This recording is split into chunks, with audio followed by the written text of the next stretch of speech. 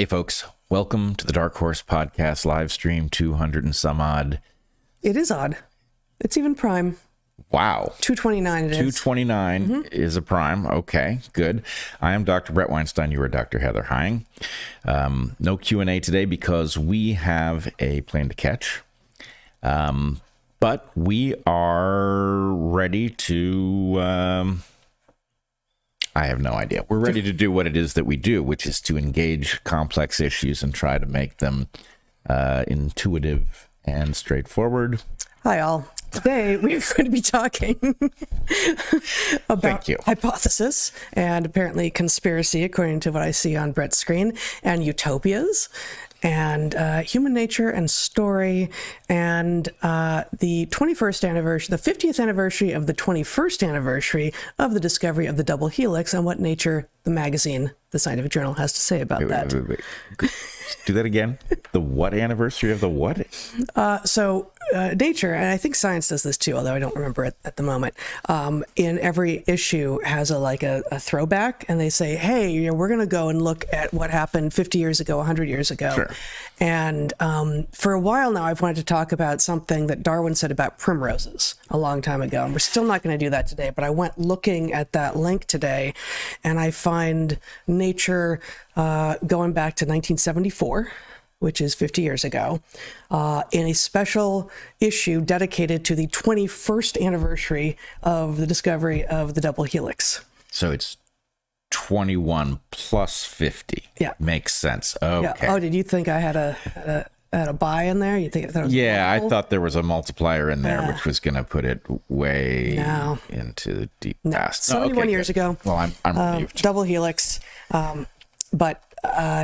So we're gonna do a little bit of all that today, and we encourage you to join us on Local. So there's a watch party going on now, and without any further ado, we will start. Do we have any further ado?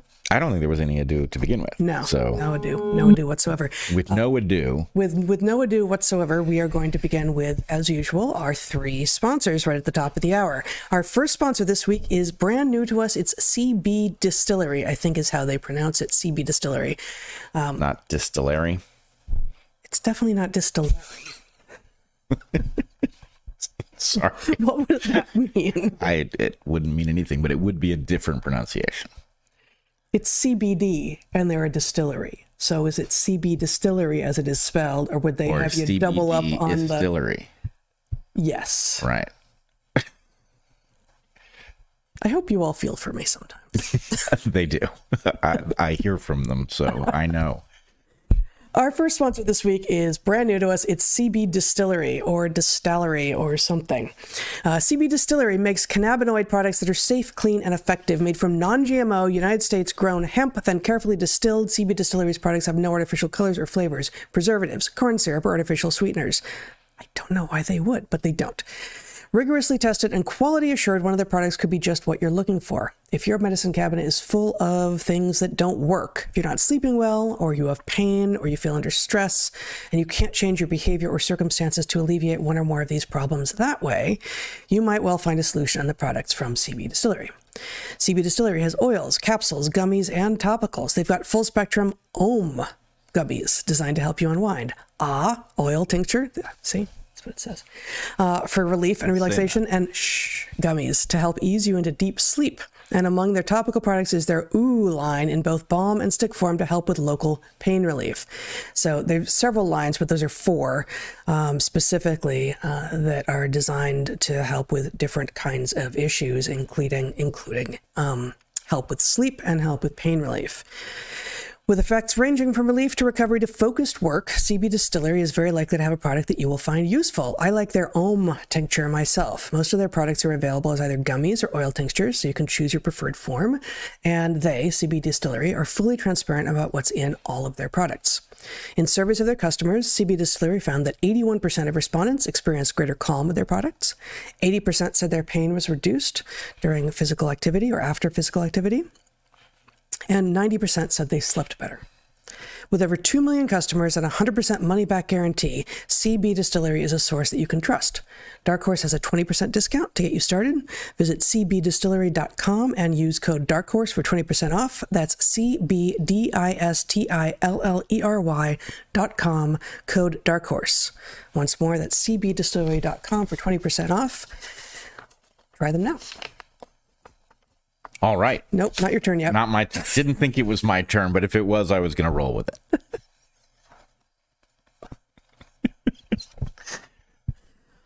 Wow. Yep. Marry me. So you have only yourself to blame. Apparently. Our second sponsor this week. Our second sponsor this week is ancient. It's Armra. Armra is colostrum. Colostrum is the first food that every mammal eats. It is produced in the first 2 or 3 days of an infant's life and is nutritionally different from the milk that comes in afterwards. Colostrum serves many vital functions, including that of protecting and strengthening the mucosal barriers of infants before their own barriers mature. Modern living breaks down your mucosal immune barriers, and Armra is the superfood that builds it back. Armra colostrum protects and strengthens your body's barriers, creating a seal that guards against inflammation and everyday toxins, pollutants, and threats. Armra uses their cold chain biopotent technology to concentrate colostrum's 400 plus living nutrients into their most pure and bioavailable form. According to a review published in the journal Clinical Nutrition Open Science in 2022, incidentally, I'm going to just say the name of it. We just had someone write in and say, what are some of the resources that you found when you were researching these guys? And I have a longer list than this, but this was Lowly 2022, and the title of the paper is Colostrum Ingredients, Its Nutritional and Health Benefits, an Overview, published in Clinical Nutrition Open Science. In that paper, bovine colostrum, according to that paper, bovine colostrum has been used to treat cancer, AIDS, polio, heart disease, and rheumatoid arthritis. It is a general anti-inflammatory, and its use in adults is known to increase lean muscle mass, improve athletic performance and recovery time, support healthy digestion, and reduce allergy symptoms. Armra starts with sustainably sourced colostrum from grass-fed cows from their co-op of dairy farms in the U.S., and they source only the surplus colostrum after calves are fully fed.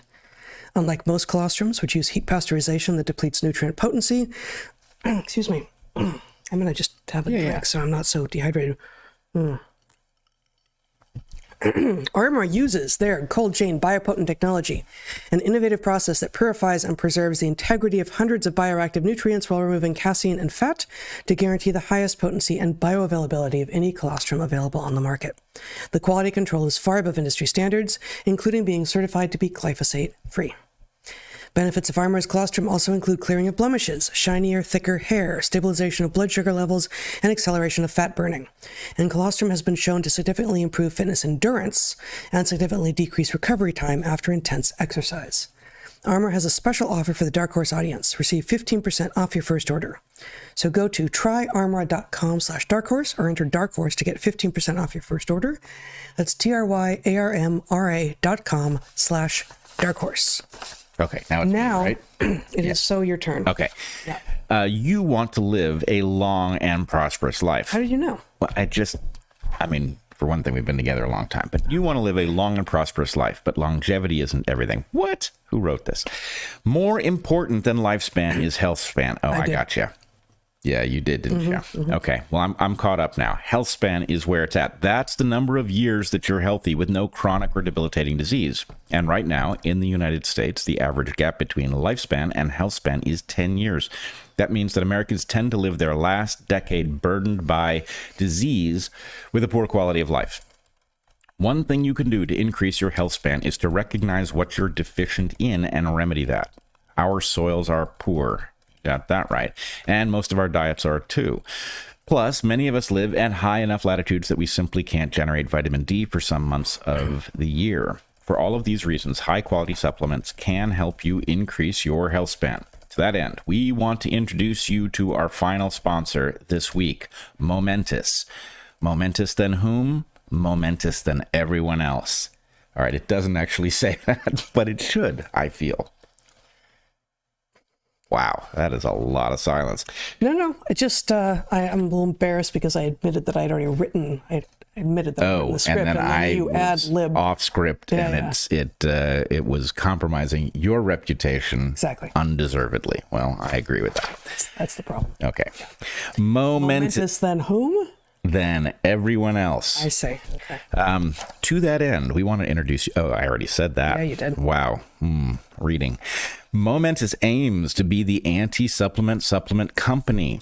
Momentous makes vitamin D, which we now take every day from late fall through early spring when the sun isn't high enough above the horizon at high latitudes for our bodies to generate sufficient vitamin D. So supplementation is valuable. And Momentous has zinc and turmeric and magnesium threonate, that we are part of the magnesium. Magnesium threonate. Oh, I see. It's on a different line, but the punctuation suggests you just roll right from one end to the other, which us dyslexics have trouble with, but I did it sort of. You've run into written text before, right? Every now and again, and I've collided with written text before. Okay. And a magnesium threonate that we are particularly fond of. Many of us are low in magnesium, and it's necessary in many of our bodily systems. When I take the magnesium from Momentous a few hours before bedtime, my sleep is deep and restful. True.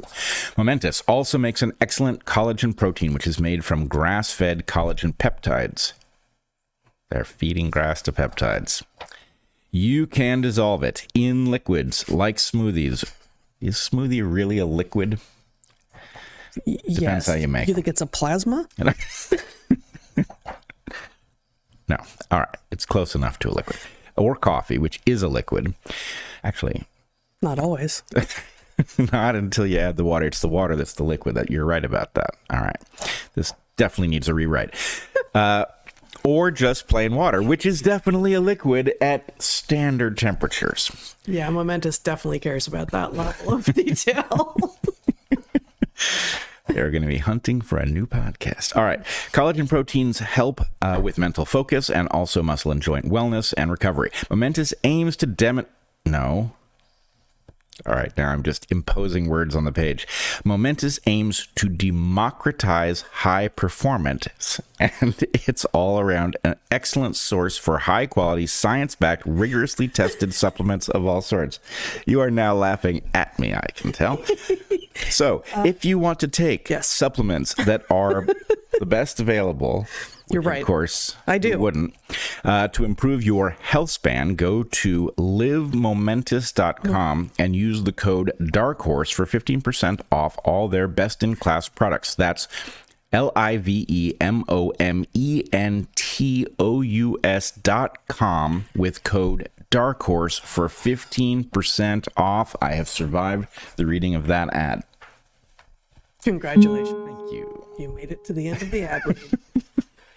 Yes. Yes. Yes. If you had told my grade school self that some fraction of what I was going to end up doing as an adult was reading things out loud, I would have... On camera to a live remote audience? Yes, that would have seemed very unlikely. Yeah, yes. It still does. It seems unwise, but I don't know about unlikely. It seems very likely. Yes. Yes. Where would you like to start? Well... Let's see. Why don't we start with an upgrade to our toolkit? All right. All right. So we, in our last episode, discussed the concept of I don't know if they are doing X, but I wouldn't put it past them. Wouldn't put it past them. Wouldn't put it past them, which I think is a very useful construct because in general we have a deficit of information about what is actually being done, and it's very easy to impose a perspective on evidence that makes it seem of some nature that it actually isn't. But it is. But it also doesn't presume that someone is up to something, but it also doesn't preclude that they aren't just because you don't understand what mechanism they might possibly be using. Right. And neither presumes nor precludes. So I guess there are a couple of pieces of toolkit that I want to build out explicitly so that people have them. One of them is surrounding the question of empathy. And this is one of these terms that I have redefined to make it more useful, and I have to remind myself that I use it differently than other people in order that I don't confuse things by just simply speaking of empathy and triggering people to imagine they know what I'm saying. So perhaps this will be clear in what you're about to say, but on the face of it, redefining a term that is in common usage and commonly understood, unlike consciousness, which we define precisely and somewhat differently than many people use it, but in Hunter-Gatherer's Guide. But we do that in part because consciousness is used by everyone, but almost no one has a working definition or agrees on what exactly they mean. And so we say, if we're going to talk about this, we have to have a definition. So here's ours. Right. Whereas empathy, most people have an understanding. So why not create a new word? Great question. I believe what I'm actually doing is recovering the true meaning of the term.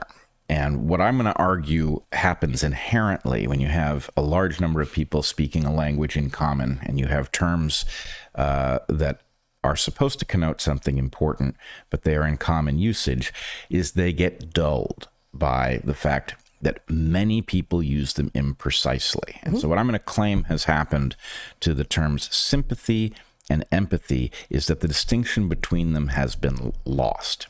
And sympathy has come to mean in general something kind of trivial, like a sympathy card, sympathy.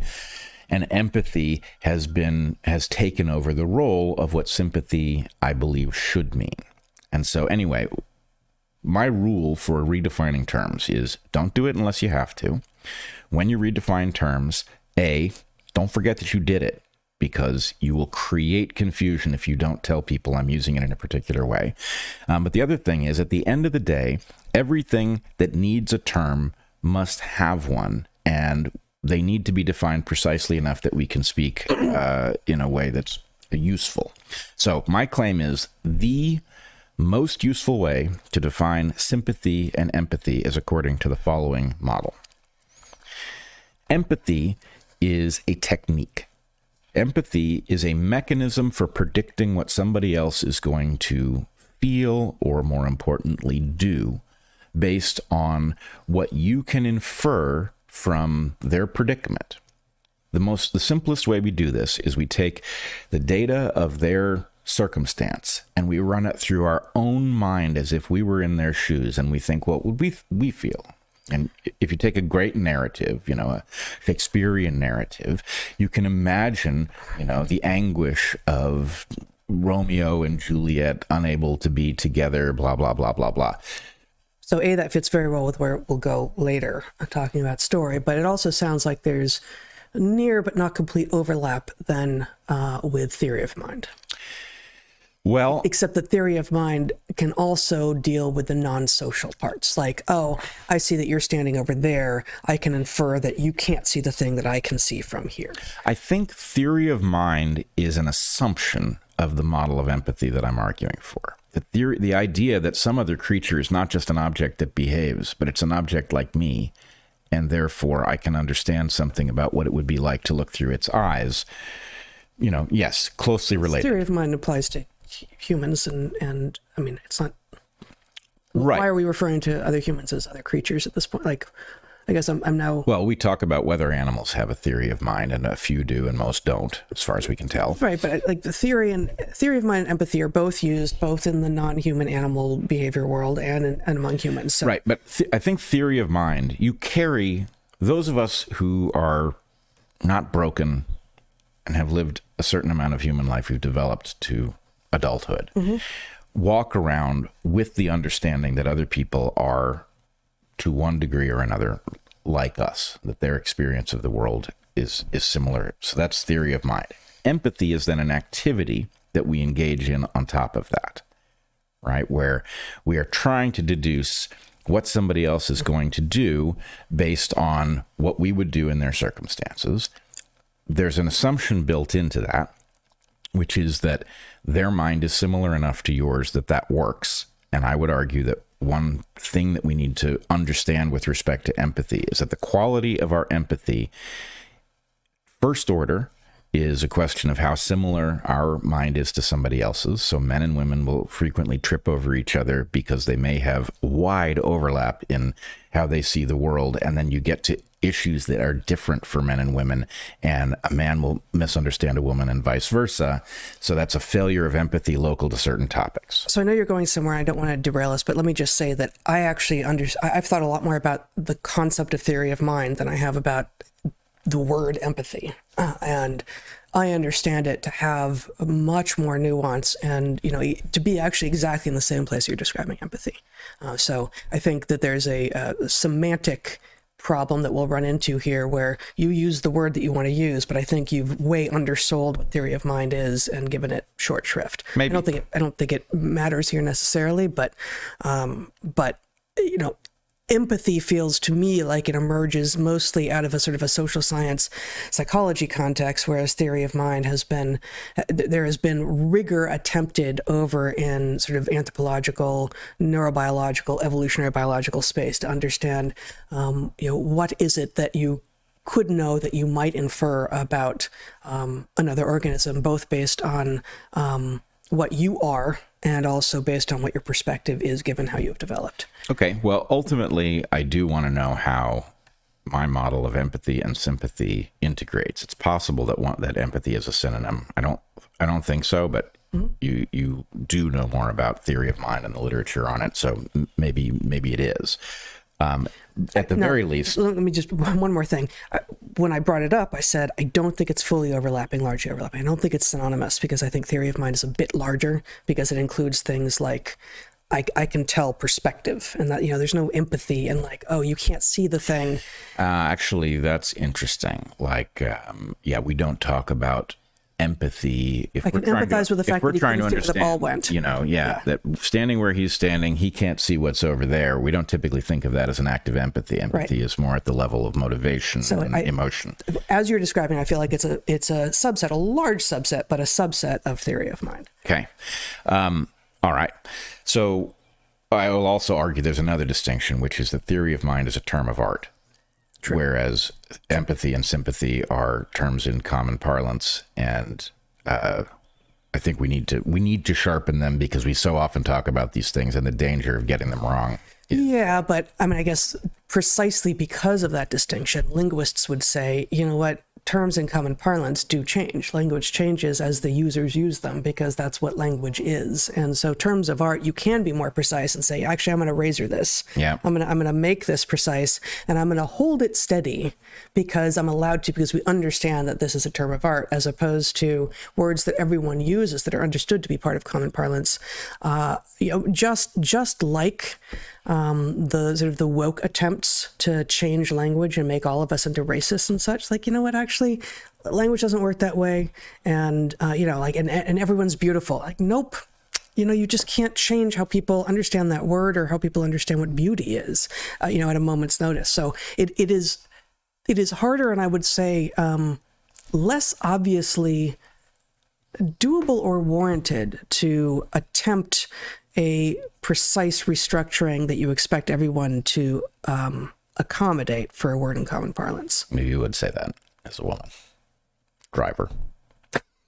I don't know what any of that means. No, it meant nothing. No, just a joke. Okay, so I don't. So I think the distinction between a term of art and terms in common parlance isn't so much whether, yes, terms of because terms of art are terms of art, they're explicitly defined so that we know as they change, and we change them consciously. Language evolution causes things like sympathy and empathy to evolve. But again, my claim is going to be virtually every important term that we use in common parlance gets blunted by the fact that a large population is using it, and many people use these things imprecisely without a deep understanding of what they're supposed to refer to. So anyway, that's evolution, but it's evolution in the direction of imprecision, which is not desirable. So, no, evolution in a direction is one thing. But this is what happens to language. Of course. Evolution in a direction is how languages come to describe things that they can't describe to begin with. But evolution... Words lose precision, and if they lose so much precision that they become meaningless, they drop out of use. Yeah, but all of our words lose precision. So what we have is no way to talk in common parlance about things that matter, because everything is a blunt tool. So anyway, empathy in my schema is running the data of somebody else's circumstance through your own mind so that you can see what they're likely to feel, what they're likely to do, and that is advantageous. Now, I will put a little asterisk on this, and I will say one of the reasons that I believe human beings are obsessed with fiction, also with history, but more with fiction, is that you can upgrade your empathy software by looking at narratives that you haven't lived. If you read a great novel seen through the eyes of a character of the opposite sex, you may learn a great deal about how the opposite sex sees things that can be useful to you when you're trying to engage in empathy and understand what somebody of the opposite sex might see in a circumstance that would be different than what you would see. This is precisely where we're going later. I don't know if you want to jump into that or you want to continue with what you're doing. I don't know where we're going later. So okay. We will we'll just say you've got empathy, which is a tool. It is a tool for figuring out what others will do. The key thing is empathy is useful whether the person that you're trying to predict the behavior of is a teammate, a spouse, a friend, another player on your soccer team, or an enemy, right? If it's an opposing general, you want to understand how they see the battlefield so you know what they're going to do next so you can outflank them, right? So empathy, in my schema, carries nothing of the desire for the person engaged in whatever you're trying to predict to succeed. You may be hoping for exactly the opposite, and that may be why you're using empathy. Sympathy, same pathos, means it's empathy plus you're actually rooting for the person who you are empathizing with. So you are looking into their mind and you're also hoping that they succeed in what they are doing. By using those two things... So given that formulation that you just made, are you suggesting that you cannot have sympathy for someone if you do not have empathy for them? Because people certainly claim to have sympathy for people whose conditions, whose circumstances they don't necessarily understand. I think it's a question of quality, right? If you do not understand the mind of the person in question, then you will do a very crude job of the empathy part, and your sympathy may actually land flat, right? So there are those of us, for example, who do not want to be comforted in the face of misfortune, right? I don't want to hear that things are better than they are, right? Knowing that somebody understands that they're not good, that I'll gladly accept. So the point is, somebody's sympathy with me, if they try to tell me that things aren't as bad as I think they are, and I think I've done a pretty good job of figuring out how bad they are, falls flat. So I'm not saying sympathy requires, the quality of your sympathy will be directly correlated to the degree, the quality of your empathy, your ability to understand the mind of the other. Okay, so why was I defining those terms? I was defining those terms because we were going to talk about another piece of the toolkit. We had talked last week about the idea that I don't know if they are up to X, but I wouldn't put it past them. Right. And the relevance of the sympathy and empathy piece is that this is one of these places where I will speak, I know it's a fraught term, but I will speak of normies, right? I'm a normie in the sense that I have normal human emotions. I'm sure they don't map perfectly onto what other people experience, but I'm not lacking some large category of emotion. So if I run up against somebody who is of a fundamentally different nature, if I run up against, let's say, somebody who is sociopathic, right? So they are lacking in what I would call sympathy, what others often call empathy. I will misunderstand their behavior until I correct for that, right? Because I will expect them to do what I would do in their shoes, and they have a whole range of things they can do that I can't. So the importance of the concept we introduced last time, I don't know if they're doing X, but I wouldn't put it past them, is that if you recognize that there are two questions on the table when we're trying to figure out, why did the official bodies recommend shots that they misportrayed as vaccines that did a tremendous amount of damage? Were they just in error? Did they fail to see it? Or were they willing to do damage? And the answer is, I don't know the answer to that question, but I wouldn't put it past them, right? So the point here, the piece of toolkit that I want to add this week is there is something that I would call a simplifying assumption. A simplifying assumption is some assumption that when you map it onto a set of observations, it makes explaining what you see easier rather than harder. It doesn't add another layer of complexity. Complexity drops away. And so the idea of, if I say, I don't know if they are doing X, but I wouldn't put it past them, does that actually allow me to understand my world better if I imagine that they are de facto sociopathic and that they may not be doing X because they lack the capacity or they think they would get caught, but there's no limit to their willingness to do the kind of harm in question? I would argue that we understand recent history vastly better. Now, somebody will likely raise the objection to this, that actually I've cheated. That if the point is, if I imagine that they are lacking moral constraint, if the competing hypothesis of I wouldn't put it past them, they're capable of anything, morally speaking, is that they live by a moral code, right? So the question is, which of these two assumptions explains the world we now live in better? And it may be that vast sections of the world are explained by one, and you get to some zone and it turns out that the utility of that model breaks down and you need to imagine a moral code is in place. Well, I mean, this may be very naive, but it feels to me like this is sort of at the crux of the issue from, God, when is it, 20 years ago or so, the question of corporate personhood, right? Like, so corporate personhood was objected to, rightly, I think, by a number of us, on the basis that individuals can have morals, but entities don't.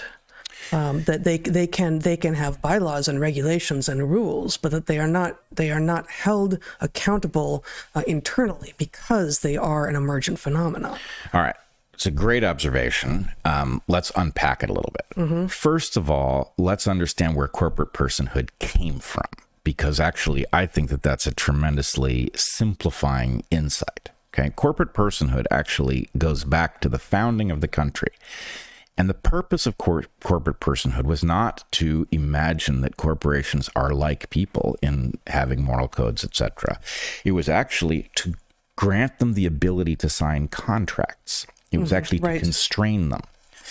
So corporate personhood has now become abused, and corporations have taken on the rights of people, which was never the intent of corporate personhood. Now, corporate personhood, though, also makes another really interesting point in this neighborhood, which is, in the case of corporations, if you don't have proper regulation, and that means not only regulation that attempts to regulate their behavior, but enforcement that actually succeeds in doing it, right? What you will get is the evolution of psychopathy. It will evolve for a very simple reason, right? And actually, I covered this in an animated, crude, but animated form back in my personal responsibility vortex talk in 2014 or whenever that was.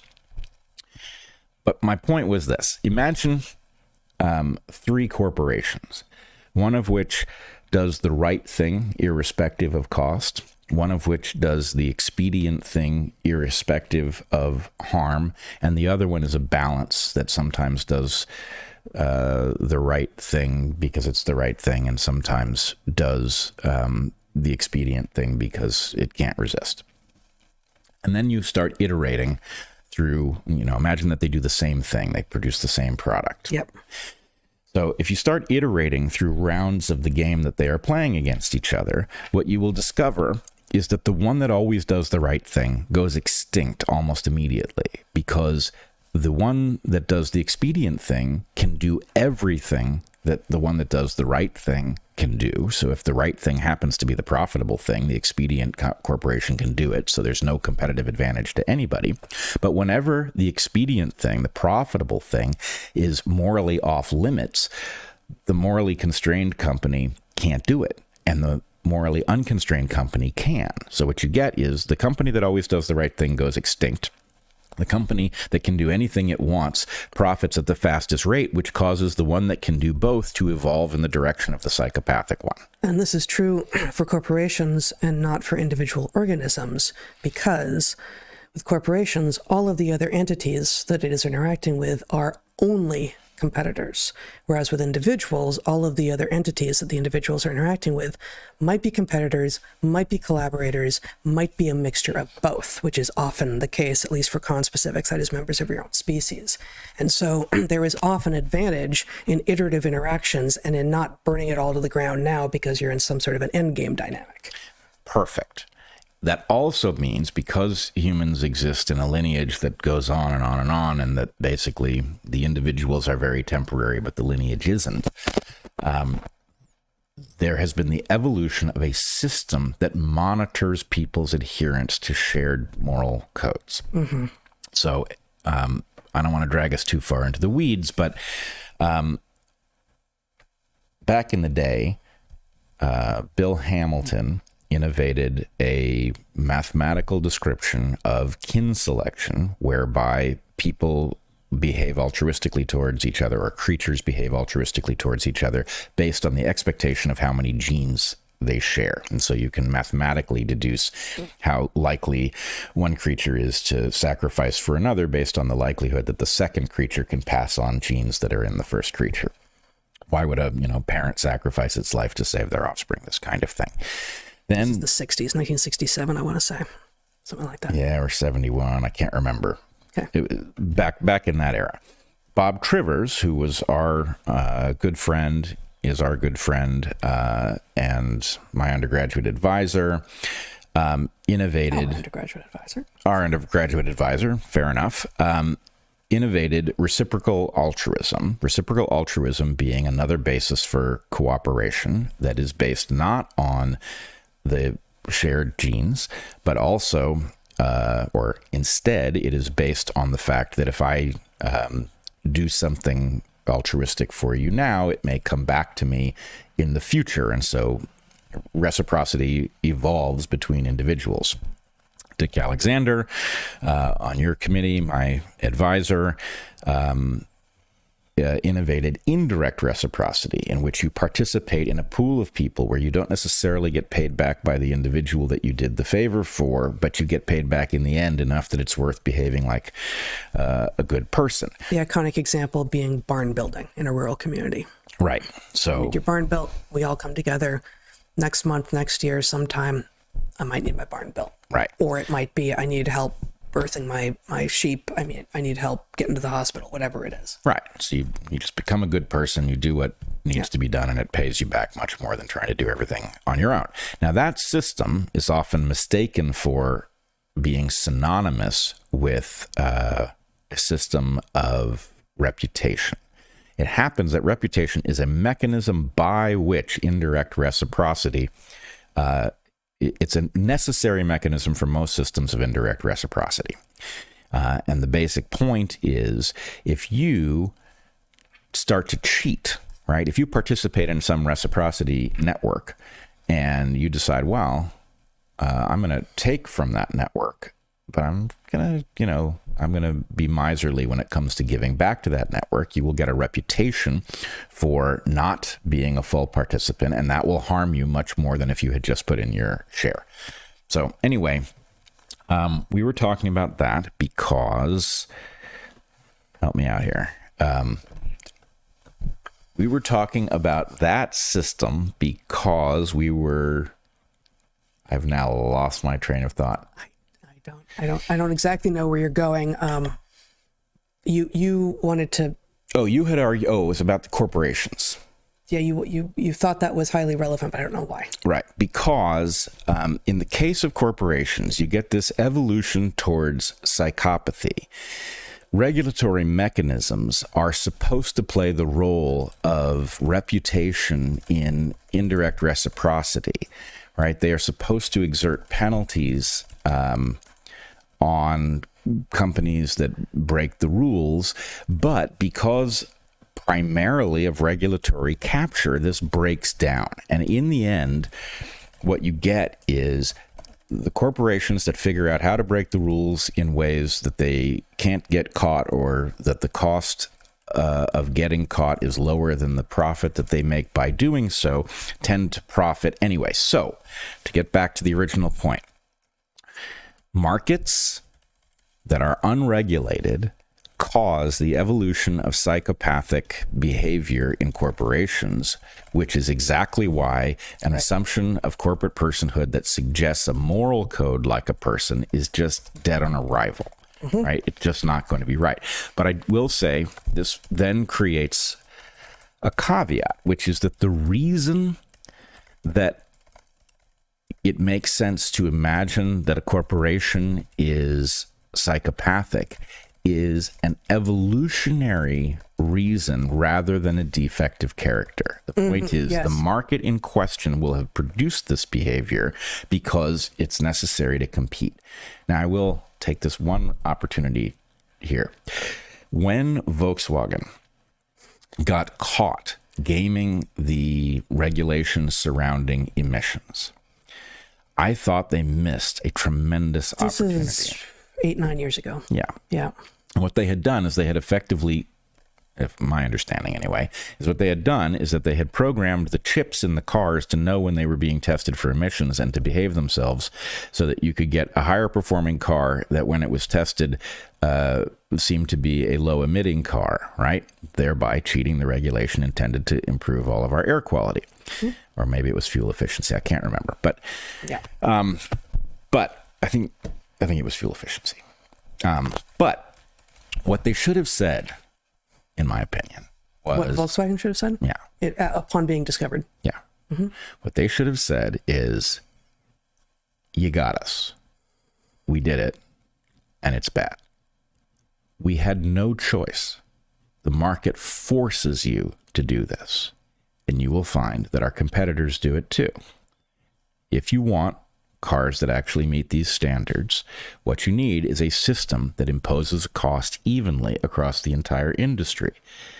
If your enforcement mechanism doesn't do that, then you will find exactly this kind of cheating. And I believe that I have heard informally, I haven't looked into it, but I've heard that a couple other companies have been caught doing the same thing. My guess is they're all doing it. The ones that still exist are all doing it, right? In order to compete, they're doing it. But doesn't that raise the question of that this is a regulation that was being implemented across the board, but it was gameable. It's not that it was being implemented in a scattershot way, and some corporations got lucky. Some corporations got lucky maybe in not getting caught. But if this was a gameable system that every savvy car maker could figure out how to game, the problem wasn't that the regulation, wasn't clear enough. Like, unfortunately, you and I keep on coming back here. It's like, great idea to have some, regulation that is enforceable in a uniform way, but does such a thing exist? Well, here's the way you do it. You have to understand that you're dealing with an arms race. Right. And the way to prevent your enemy from evolving a capacity that overwhelms your regulatory capacity is to set the price of gaming so high that it's more profitable to play by the rules. So you're talking about penalties. I'm talking about penalties, which means you need a highly intelligent system that is capable of understanding what the actual violation was. What you don't want, this is a place that I have come to understand what conservatives see, and I understand they're not wrong about this. Right. The nanny state is a real problem, right? There are places where you just don't want the government to be, micromanaging processes where the risk is low and the potential to innovate something cool is there, and yada, yada, yada. On the other hand, you absolutely do want your air quality maintained. The amount of, the externality of destroyed human health is, huge. So you have to distinguish between places where you want the market to regulate something and where the market will fail to regulate something and the cost is high. And then you need the ability, you need discretion put in the hands of people who do not have a perverse incentive, right? And perverse incentives are their own arms race, because it may be that I have no perverse incentive as the regulator, but I do have a cushy job waiting for me when I'm no longer the regulator if I behave in a particular way while I am the regulator. Right. So you can build the system, but really the key point is we are dealing with highly sophisticated gamers of regulatory systems. We built them. We forced them to evolve. Mm-hmm. And if you don't want them to evolve, what you have to do is set the price of attempting to game the system so high that it's just not worth anybody doing it. Your competitor's not doing it. You're not doing it. It makes more sense just to behave yourself. Right. And then in that circumstance, then the market actually does solve the kinds of problems that, true believers in the market believe that they solve, right? Mm-hmm. If you set the regulations, here's what we don't want you to do. Within the range of what you're allowed to do, come up with the best way to do it, right? We'll never be able to describe the thing we want, right? We want the market to figure out what we want. And here's the sidelines, here's the bounds. Okay, so now we keep having to find our way back to where we were. So we were at corporate personhood. You're correct. Corporate personhood is a case where you should not expect a corporation to have a moral code. Mm-hmm. Oddly, this whole nonsense about ESG is an attempt to... ESG is environmental, social... And governmental, I think. This is... Environment, social, and governance. But these are like the standards that are being imposed on people, or the virtue hoops that corporations are jumping through in order to gain investors. Yes. Yes, they are a... informal, here's the world. There's just so many acronyms now, like ESG didn't immediately trigger. ESG is like, how hell is depicted as a lake of fire? Sometimes. That's ESG. That's what happens to the world if you allow ESG to informally incentivize corporations to signal their virtue this way, that way, and the other way. But that's not my favorite version of hell, honestly. The lake of fire? I kind of like the concentric circles. I like Dante. I mean, that's good, but Lake of Fire, very motivating. You do not want to end up in a lake of fire. Any hell that isn't motivating is not a very compelling hell. Right, but Lake of Fire, you get it like that. You want to go swimming? Sure. In a lake of fire? No, thank you, right? It's just very clear that's not a place you want to swim. Mm-hmm. Right. Okay, so to get back to the original point. The original point was simplifying assumption. We are dealing with something. We may not know who exactly we're dealing with. We may not know whether they're doing certain things or those things are just happening of their own accord. But are the people who are steering the ship capable of doing absolutely ghastly things that a normal person would never contemplate, right? Mm-hmm. I don't know if they're doing it, but I wouldn't put it past them. And the answer is that does appear to be a functional simplifying assumption. The world makes more sense when you imagine that the people steering it are effective psychopaths. Mm-hmm. Now, some will say that I've cheated because imagining that some group of people doesn't have a constraint on it seems like, well, how could that possibly, even if it's not true, it will at worst explain the world at exactly the same level. And every so often it will explain something more because it's a lack of a constraint. But that's not, in fact, true in this case. If you, let's say you're married to a wonderful person, as I am. I am too. Oh, We're having a lovely moment here at Dark Horse. Let's imagine you are, as I am and as you claim to be, married to a wonderful person. And you imagine, well, what if they're really a monster and they're just pretending to be a good person because that's to their advantage, right? And if you try to explain their day-to-day behavior in this way, you will find it is not a good match. In fact, it just makes the world seem crazy. You know, a monster who's so well behaved day in and day out and never, and it will destroy the relationship. Yeah.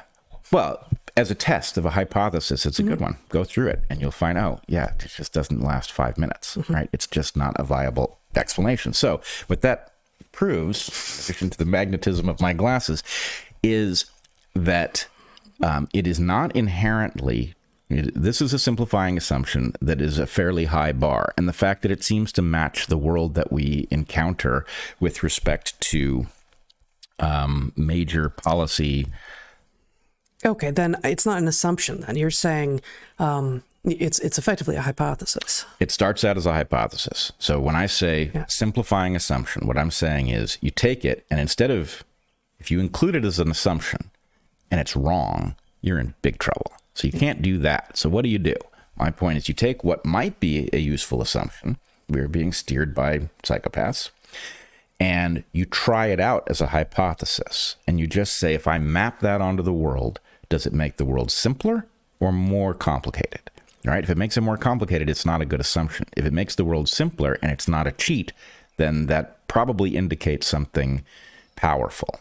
And that is all I'm suggesting, that you in the audience take this potentially simplifying assumption, try it, convert it into a hypothesis, and walk through your life and see whether or not it predicts the behavior of the public structure better than the idea that the public structure, you know, how likely is it that the CDC is acting out of what they call an abundance of caution, and it's obsessed with making you healthier?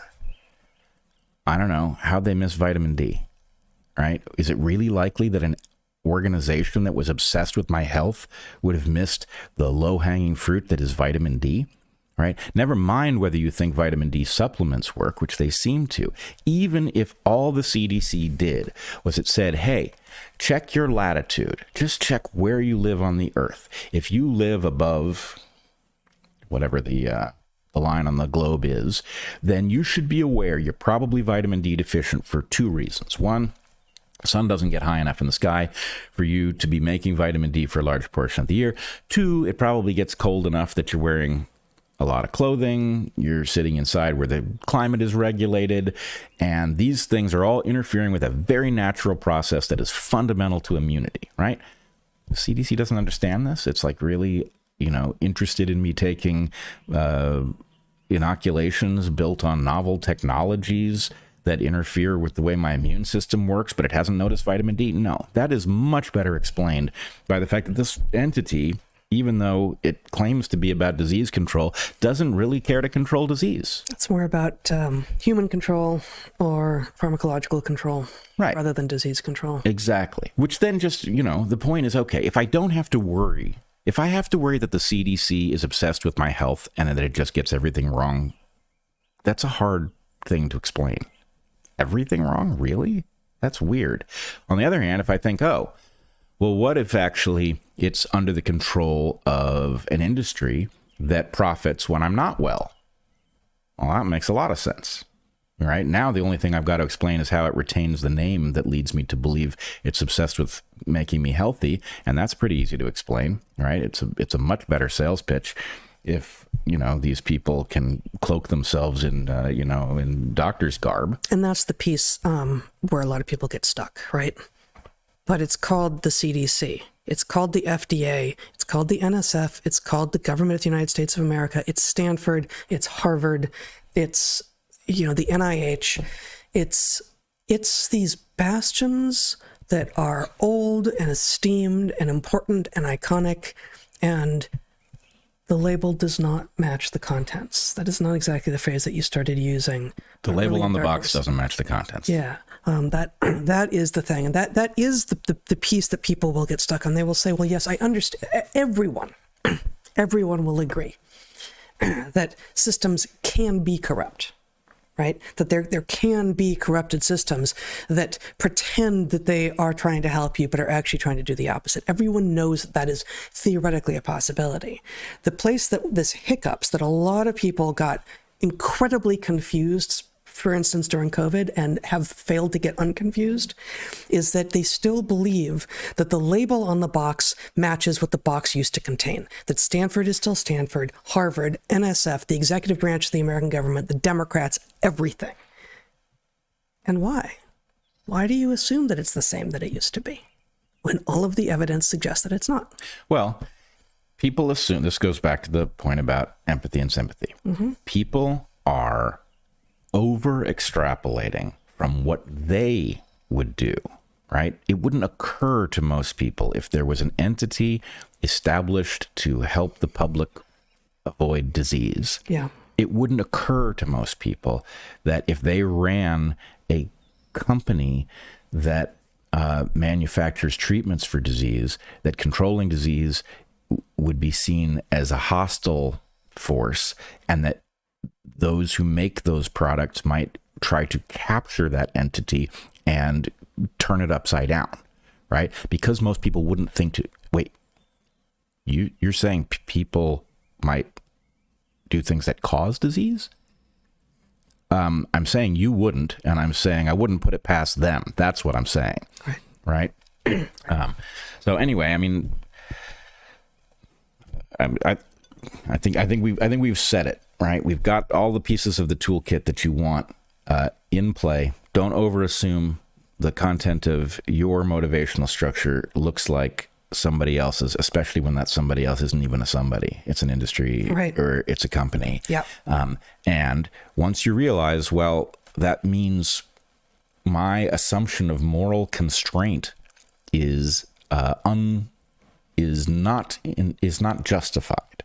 Doesn't mean there is no moral constraint, but it is not the way. If I meet another person, applying it to this system is not justified. So then you take the simplifying assumption that morality is absent from these structures, and you turn it into a hypothesis. You deploy it, and you see whether things get weirder or they make more sense. And if they make more sense, the bell should go off. Mm-hmm. Indeed. All right. So you're gonna go there? I think I'm gonna hold that. All right. Fair enough. Well, then let's talk about utopias. All right. And a hypothesis, I think, although it's not really framed as hypothesis, for why they fail. You have famously, at least in my mind, in my world, you have famously said... You mean like at dinner and stuff? That utopia is the worst idea that humans have ever had. Yep. And I recently was talking to a new friend here on the island who was talking to me about the devastating effect of utopian thinking in a lot of the still functional but borderline non-functional systems that he is engaging with. And I told him your line about utopia being the worst idea that humans have ever had, and he said, "Yeah, that sounds right." And so this is something that I believe a number of smart, engaged people are beginning to sense, like, oh, this may actually be at the heart of some of the problems. So this is going to seem like a very strange segue, but there's this book, Story Thinking, by this guy Angus Fletcher, who is a professor of story science, and boy, I don't know if I'm going to be able to do this today. He's got a background in neuroscience, and then has a PhD in, I think, literature, and with a background in both biology and literature. He is now employed at a university as a professor of story science, and on his webpage, he proudly asserts that, yes, he made that up. Because he can, and because he is actually trying to study the underlying nature of how it is that humans make meaning and why narrative is so fundamental to it. And this book, Story Thinking, The New Science of Narrative Intelligence, is really, really extraordinary. And part of what he is positing is that rationality and analysis are not the only ways that humans are making sense of the world, which of course is something that is an idea that is near and dear to my heart and to yours, and it's something that I've been thinking about and writing about a lot of late. Not only are rationality and analysis not the only ways that humans make sense of the world, but that they are not fundamental ways that we do so, he says. And he posits that narrative is. Rationality and... Analysis, logic, analysis, rationality, the sort of, the Enlightenment values, right? But that story is. And this book, published in 2023, is an exploration of this. So he recounts that at the end of Plato's The Republic, that Plato reports on the hero named Er, E-R, I don't know how to pronounce it, who died in battle, but whose body did not rot, and who awoke upon being placed on the funeral pyre to tell the people who were burning what they thought was his dead body what he had seen of the afterlife. And this hero, said that the afterlife was a place of judgment in which the just souls were sent to heaven, where they experienced delight and unimaginable beauty, and the unjust souls were sent to hell, where they suffered, quote, tenfold punishment for every wrong they had done. Tyrants and sinners suffered unending pain. And Plato's conclusion in the Republic is that if we are obedient to the teachings of Er, which he advises that we should be, we will be saved. So, Plato concludes, I advise you, stay true forever to its heavenly way and walk with justice and virtue always. Fletcher then says this is an argument for effective stasis, for logical analysis over all else, for sort of, if you believe in this judgment, this afterlife, all you have to do is say, well, I know what will happen if I don't behave myself, therefore I just behave myself and all will be good. Think it through, know what you have to do it, easy as that. Well, why aren't we all doing it then, right? Like those people who believe in that sort of judgment still don't always behave the way that they're supposed to be behaving all the time. So Fletcher then says Plato's story of from the Republic is adopted and adapted many times throughout the ages. Only 3 decades later, it becomes the most popular religious teaching in Athens. Then it spreads to Rome's empire, then to medieval Christianity and Islam, quote, going on to spin off modern materialist variants like communism and the Singularity, which promise that if we stick rigorously to logic's dictates, we will engineer an earthly paradise or a digital messiah. Rationally, Fletcher continues, this has all been for the best, but biologically, it hasn't. And so I have an extended quote from him here, following up on this analysis of where the end of Plato's Republic has gotten us in terms of the spread of this static faith, really, in logic and analysis at all costs, and why it doesn't end up winning the day. So here we go. This is just a page and a half, 2 pages, 1 page. Our neuroanatomy is thus a fundamentally bad match with the logical architecture of Plato's myth. So even if we uploaded ourselves, like into a realm of immortal being, we would not achieve lasting happiness. We'd be overcome by the sublime beauty, we'd feel a rapture of meaning, then, slowly but inevitably, we would get bored. We would wonder, what other heights can I visit? And what is happening in those misty valleys below? We would want, that is, to adventure into the unknown, to test ourselves in uncertain times, and above all, to grow. As holy light glittered flawlessly, we'd thus feel the urge to escape, like the gods whose ennui led them to create humanity, and like the subsequent deities who decided to leave their sky mount to grapple with life's hurly-burly, we would desire more than truth, justice, and perfection forever. We'd hunger to blow up the ideal algorithm and get out. This is the problem with logical utopias, classical and otherwise. Even if we managed to construct a society of absolute reason, where equality reigned and we could avail ourselves of infinite manna, ambrosia, and panacea, our brain would still want more. Our story-thinking synapses are simply not that interested in justice, truth, and other eternally logical fruits. What our narrative brain really craves is new challenges and new opportunities. The only way to keep our gray matter following the rules, even when the rules are utterly enlightened, is to sedate it with drugs or with fear. which is why myths such as error and the singularity are and were and will always be sources of human unhappiness. Just as Epicurus perceived in his garden, logic's fables made our brains feel disconnected. No, discontented. They fill us with negative judgments about ourselves and others. They trap us in a state of unhuman regulation. They bless us with tedium unending.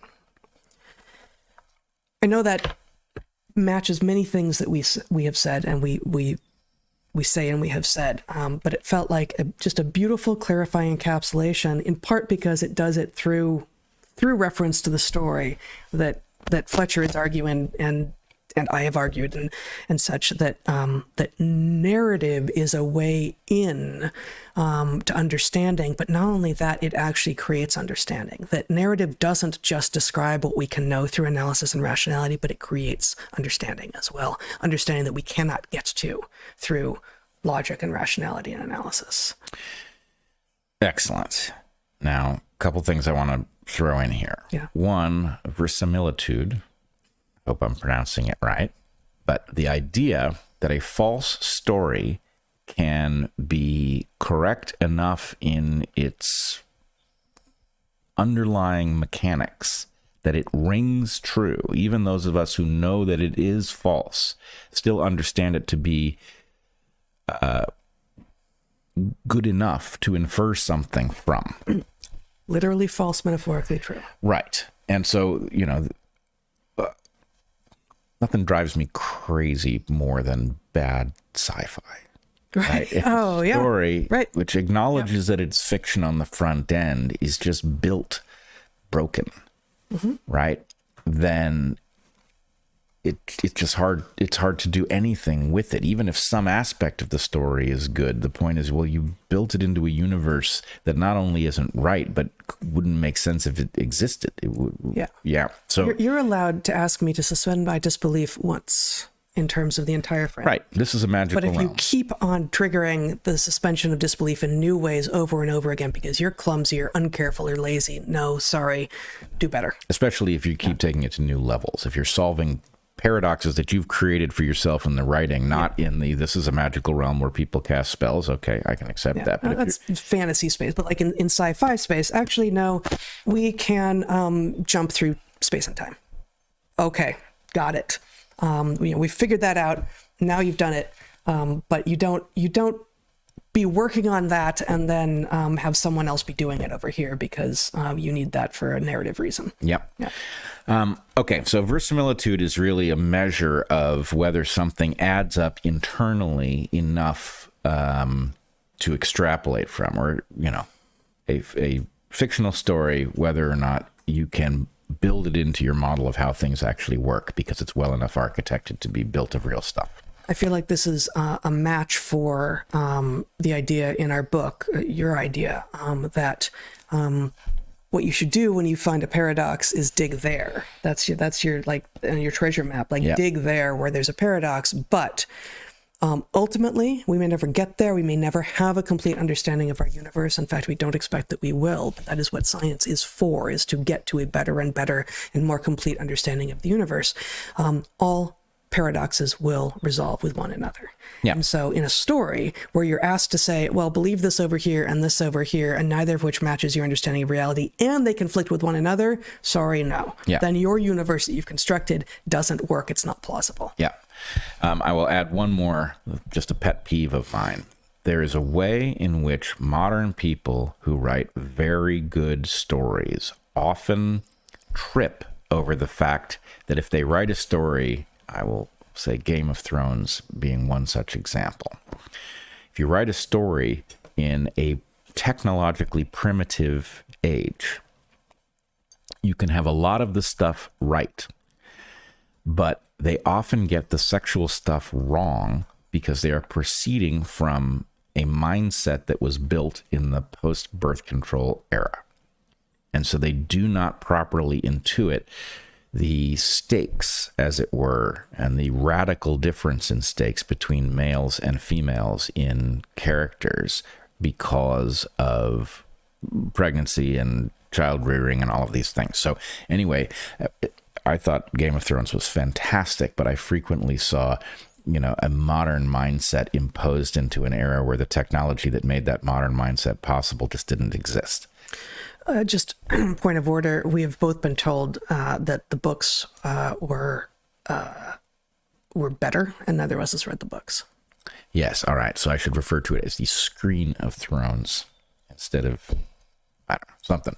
But yes, it may be that the books do a better job on this. That wouldn't be shocking. And it's also possible that this is a question of,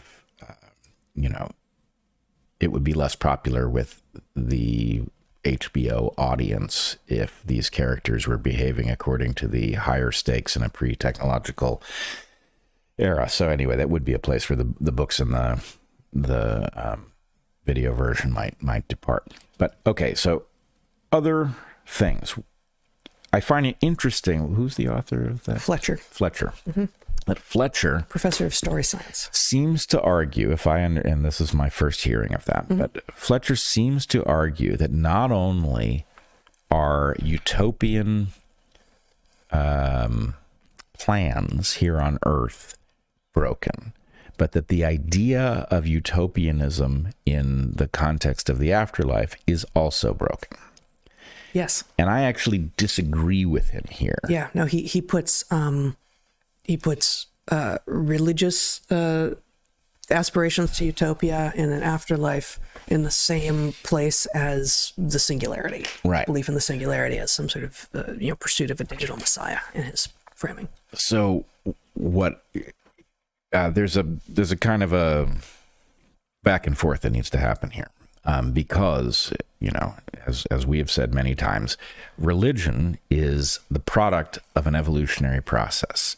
Those stories of an afterlife, even though they may differ in their nature, let's take, for example, the idea of reincarnation, where the quality of your living now dictates what kind of being you get to be in the next life. That's not heaven, right? That's returning to Earth again and again. But it has this characteristic of incentivizing. It corrects for defects in game theory that cause people to behave badly. By positing a reward and penalty structure in an afterlife, you can get people to behave as if they understood something deep, like the tragedy of the commons, right? The tragedy of the commons says that when people have a shared resource that needs restraint, individual restraint to protect it, that people will, unless certain assumptions are met, will often destroy that resource because the individual deciding whether to overexploit the resource or not is in a terrible position to save the resource. If the individual restrains themselves, the resource still gets destroyed because of everybody else's exploitation, and they themselves have profited less. So everybody makes the decision to profit more than the resource can sustain, and they destroy it. A belief in an afterlife where rewards and penalties are handed out corrects that defect in the game theory. He is not attacking a belief in an afterlife. It is about the static nature of the reward. It is the idea that the staticness of, in Plato's original formulation and then on down through the ages, heaven is perfect in every regard and unchanging, and hell is what hell is. It is not the belief in an afterlife that he is right. But after. I mean, if we follow his logic through, even the staticness ought to cause the correction to the game theory to hiccup if it was really a defect. Because the human mind would recognize what he's saying, which is actually heaven sounds boring, right? So if heaven sounds boring means that you're not incentivized to try to get in, then it doesn't work. So apparently people are incentivized to try to get in despite the fact that it sounds boring. I don't think that's how it works. For one thing, almost no one does live a life as if they are actually, there are many who say that they believe, and extraordinarily few who actually live a flawless life such that they could guarantee themselves that upon death they would end up in the place they want to be. Right. And this, I think he would argue, but I certainly would argue, is testament to the idea not that they have thought it through and like, oh, well, that sounds sort of boring anyway. For one thing, the framing is a binary. It's not like, do I want boring or do I want eternal damnation and pain? Like it's not actually, I'll go with boring. Thank you very much. Right. It beats the lake of fire every time. Right. Or the, rings of fire, whatever it is. But I think more to the point, it's that the sitting, like you are doing the thing that he is saying is why this fails. You were saying, well, I just have to think it through and go like, well, do I want that or do I not want that? He's saying, actually, that's just not how, that's not always how. And for many people, it's not almost ever how we end up making meaning of our world and come to the decisions that we make. We do it through story. We don't do it through, okay, I know what the choices are. Let me sit down and decide and make the decision now. Well, I mean, I need to wrestle a little bit more with where story fits in here. Obviously, the afterlife is a story, and it does. I believe it has the exact defect he's describing, but that basically it interfaces with the analytical part of the mind, and that in fact the facultative adherence to the moral codes that get you into heaven is a feature, not a bug. The facultative adherence of say that phrase again? What the facultative adherence to the rules that are supposed to get you into heaven, which you point out, even people who believe in this stuff do not live. The adherents are people. The adherence of the people. Okay, I think I'm just not hearing what you're saying correctly. The degree to which, if you actually believed that if you died having not confessed a mortal sin, that you would end up with infinite penalty going on infinitely, right? The cost is so high that it's worth living a perfectly boring life of zero violations so that you are never in the slightest danger of going to the lake of fire, and nobody lives like that. So that's interesting.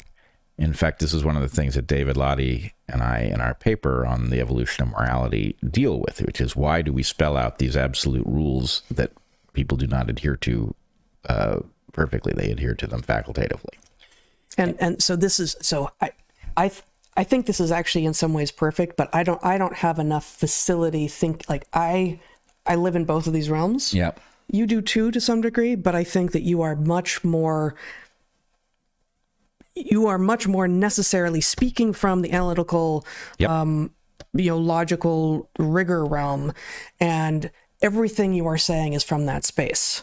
And I believe that what he's arguing, what I am trying to sort of bring forth here is that is not how most people are understanding their world. Oh, so let's bring our model of consciousness into this discussion, because I believe it tells us exactly how we should be thinking about this.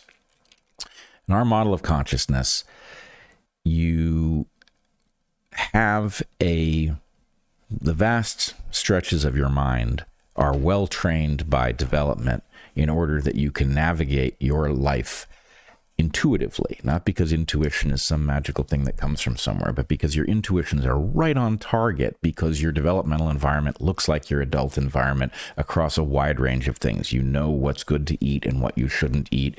You know who's shifty and dangerous, and who is heroic and kind. I don't know. You intuit these things, and you don't have to think about them consciously, right? You have a feeling about that person. You have a different feeling about this person, right? This is all happening intuitively and narratively. That's how we are to live. What is the conscious analytical mind there for?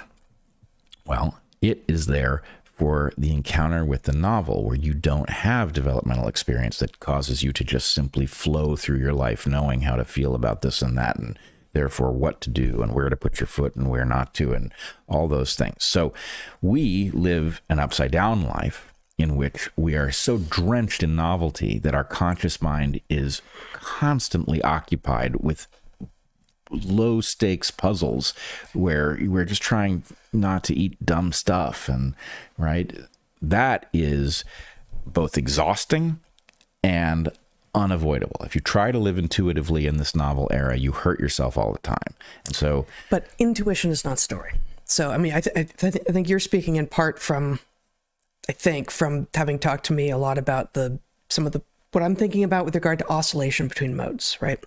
And intuition is one alternative to logic and analysis and rigor, but it's not the only other thing, right? So there's creativity over here, there's serendipity, there's also narrative. And I think it's actually interesting, you are too, but you did much less empirically of animal behavior. I think the science of animal behavior, of the field science of animal behavior, which is the work that I did for my dissertation, is maybe unique, maybe, among natural sciences in that it is highly rigorous and analytical and careful and prescribed in many ways, but it is also narrative, because these are lives. These are, even if you're talking about poison frogs, these are lives you're talking about that have a trajectory, that have a story from birth to death.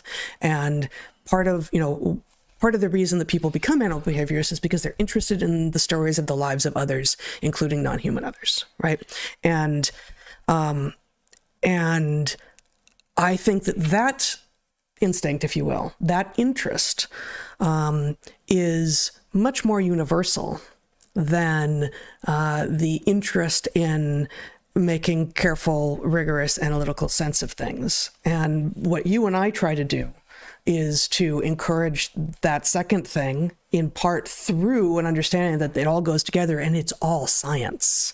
Like, science uses all of these things. Science is not, like, too many people go into science because they're scared of the creative, the uncertain, the stuff that goes over in intuitive land, and they want things that are hard and fast and rules and don't change. And sorry, buddy, that's not science, right? That is not science. There are pieces of science where you can get answers that seem really true and hard and fast and reductionist and quantitative right now. And sometimes they may last for a long time, maybe even forever, but that's not most of what science is. Science also includes all of the uncertainty. It has to. And so that's part of a tell. When you have people dressed up like scientists, whether because they are or not, and who say, trust me, I'm a scientist, I'm always right, then you know to run away the other direction. Let me try this. Our younger son, Toby, just graduated from high school this weekend, you will remember. Yes, I do. And for the last 2 years of his high school, he's been living with us on this island, the San Juans. And his graduating class was 68. And the graduation ceremony was unlike any that I have imagined before, really, including one particular thing that apparently is longstanding, because I've talked to a couple of other people who grew up here and who graduated from Friday Harbor High some number of years ago. And when I started talking to them about the graduation ceremony, they said, I know the thing that you're going to point out, because when I was in kindergarten, I was looking forward to the moment that I would get to do that thing. And it is that they have all, in this case, 68 of the members of the class sitting up there as you do and graduating from high school. And I don't remember who it was who was announcing. Was it the principal? Was it someone else? Oh, it was one of the student speakers. Maybe it was, in which case, did he get to sit down and stand up? I don't remember if it was the class president. It was, but anyway, yep. Whoever it was, he starts relating tiny pieces of everyone's story, the same tiny piece of everyone's story, which is, when did you start in the Friday Harbor school system, public school system, kindergarten on through 12? It's a high school, but it's a small enough community that, and he starts with kindergarten. He names every single person who started in kindergarten, and it's, I don't know, 2/3 of the class. And then he says, and then in second grade, so-and-so joined. And as he names the names, they stand up. Then in second grade, so-and-so joined us. But so-and-so decided to leave for Ecuador, and he sits back down. And then in fourth grade, these 3 people joined us from so-and-so, but so-and-so got bored in Ecuador and came back, and he stands back up. And so, for most of the class, they started in kindergarten and they've been all the way through, but there's a lot of sitting down and standing up. And there's also a lot of kids like our son who show up in the last 2 years. I think there were 4 or 5 kids who showed up in 11th grade and are then standing up only for the last 2 years of this. But with every name, and movement from standing up to sitting down, I had this sense of like, oh, I want to know more. Like, what's going on there? Like, what were they thinking? What's the story? What are their parents doing? Like, what is the story there?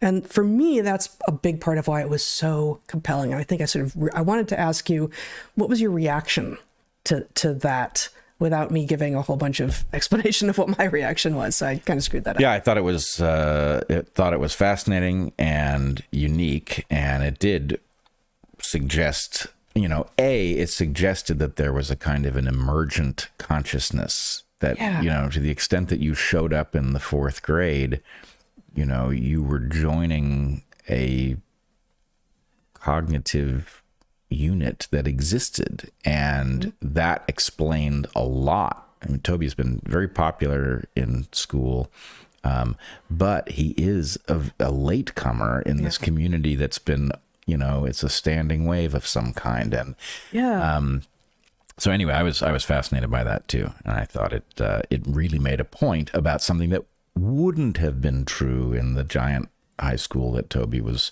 part of before, where it's just like some mass where people are coming and going. You don't even know everybody in the class, and that sort of thing. I think this is sort of revealing. Just hearing how you talk, and like both you and I spend a lot of time in analytical space and also narrative space. I think that you almost always default to analytical space in terms of how you describe things, whether or not it is something narrative that you are describing, or even when it is something narrative that you are describing. And so you just did it again, right? Isn't it interesting to compare that to what it would have been like at a school with 1,000-person graduating class? We talked about that, and I also was thinking about that. But my overwhelming sense in the moment, and as I go back to it over and over again, was that person who sat down and stood up like 3-4 times. What's going on there? Yeah, I want to know what happened. I want to know the story. And so many people are driven by, I want to know the story. And I guess to sort of bring it in one kind of full circle, understanding this impulse in people. I want to know your story. I want to free enough people from enough of the constraints of the world so that they can reveal their stories to others. Like that, what stories do we need to be telling to counteract the tyranny? So we're not going to win with numbers. Yep. They managed to convince people with fear through numbers, largely during COVID, right? And so numbers can be used to control people, but we're not going to, I don't know where the phrase hearts and minds comes from. It's probably ridiculous, but like, we're not going to win hearts and minds with statistics and graphs, as much as I love statistics and graphs. Yeah. Right. They could be used complementarily, but we also need to be telling true, honest, glorious stories. I don't disagree with this. And I don't really disagree with your interpretation of my default position. I do think it's the toolkit that I have that's useful. And so I default to it while knowing it's the inferior toolkit in a world where, in some contexts, I don't think it's inferior. No, it's got one value, which is dealing with novelty. And most of our lives are not supposed to be novel. And so it is it's a concession to the unfortunate drenching of our lives in novelty. But so I would argue that story reveals novelty. So I guess I don't want to cede novelty to the analytical realm. Well, hold on. Cede, C-E-D. No, I know what you mean. Yeah. So I want to just put a couple things on the table. One, there's a paradox involved in language. Okay, so if you take our definition of consciousness from the book, we say consciousness is that portion of cognition that is packaged for exchange. Mm-hmm. It is that you could report to somebody else if they asked you to. Here's the interesting paradoxical bit. If you ask somebody, an intelligent somebody, delivers a sentence that is not mundane. It's not past the salt. It's, I wonder if most people, think about their physiology even once a day, right? Right? That's good. Did it. You came up with a sentence. I did. It's and then you tough with say, define physiology. Hard to do. Define think. Harder. Right. But the point is this person a phony? Mm-hmm. Do they think about physiology even once a day? You can't define two of the words in a sentence you just said out loud as if it's, factual? No. The fact is, most of the words that we use, we do not know the explicit definition of. Does that mean that we're using words we don't understand? No, we know perfectly well what they mean. We have inferred that from all of the times we've heard it, and then we throw out the outliers, and we have a very good definition. It just doesn't reside in consciousness. So anyway, it's actually what you just said. I know you're going somewhere, but may explain the gap between having great facility with words and doing really well on standardized tests. I know that they're standardized tests are a better measure than I have given them credit for, and I used to rail against them as someone who excelled on standardized tests because I felt that I was able to as in that position. But clearly being handed words out of context and given stripped of context definitions is not going to serve those people who are thinking more in the narrative realm, actually. Right. Yeah. So the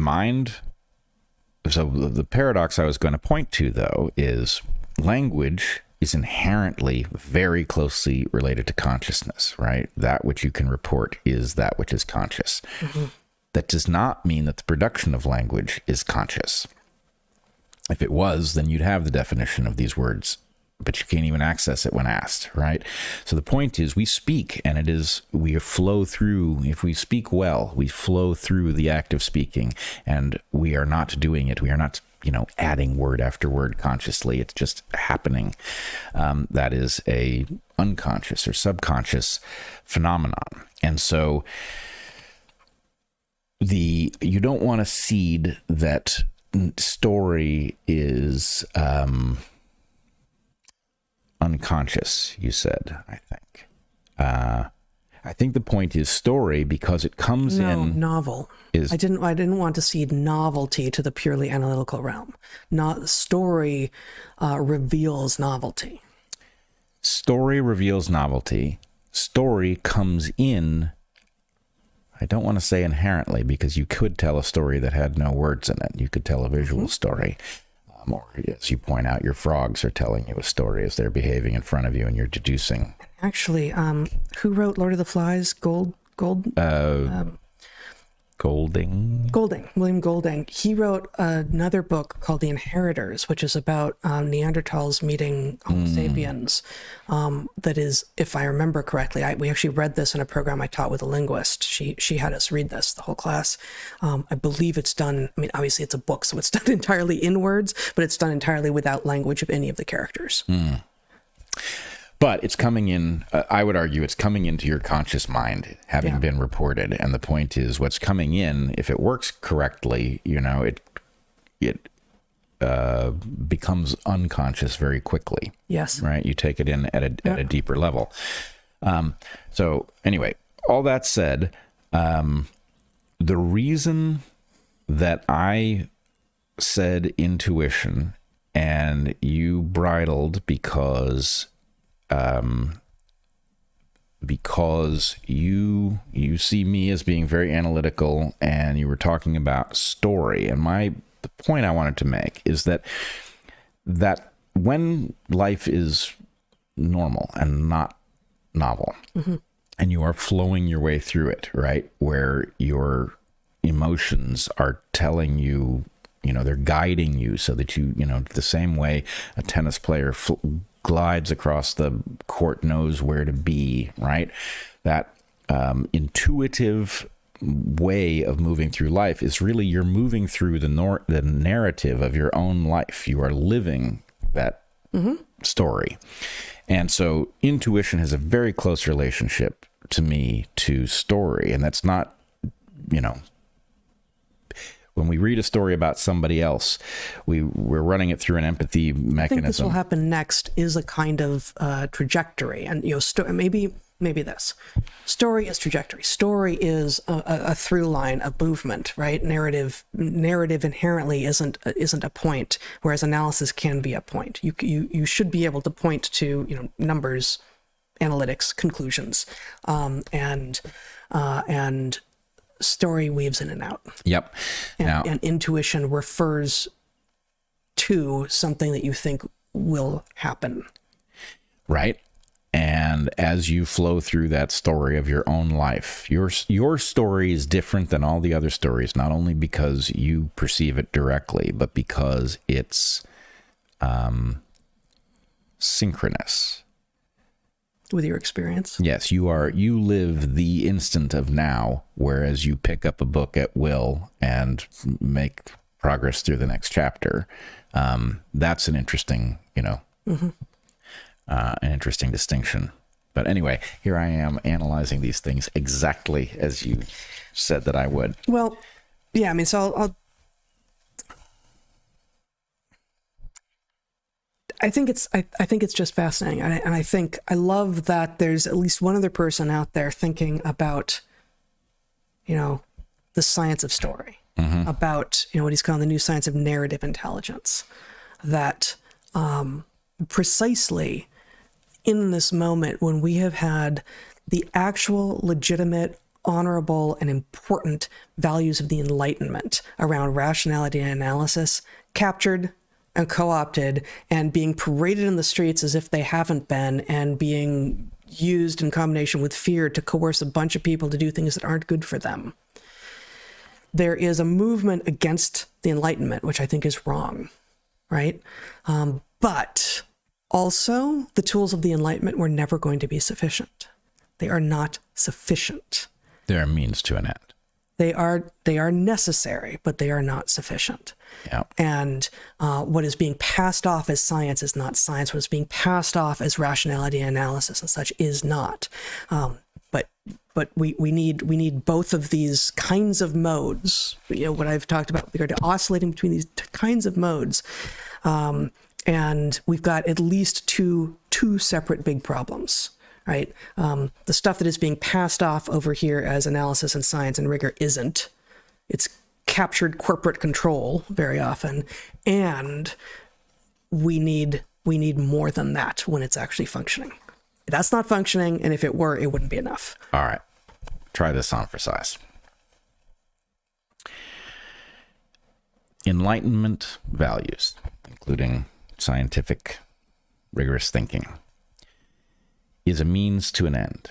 The end is high quality life. I would argue that high quality life more or less means a life full of meaning, beauty, insight. It is a life well lived. When science gets captured by the people who apparently are not morally constrained, because that turns out to be a very clarifying assumption about why they're behaving the way they are. The cost of believing in science, that is not the process of science, which still works as well as it ever did, but the product of science, right? When snake oil salesmen are selling you inoculations that actually do you harm while they pretend to do you good, the point is, well, believing in that mechanism is actually the route to a life poorly lived, right? A life of ill health. Yes. At the very least.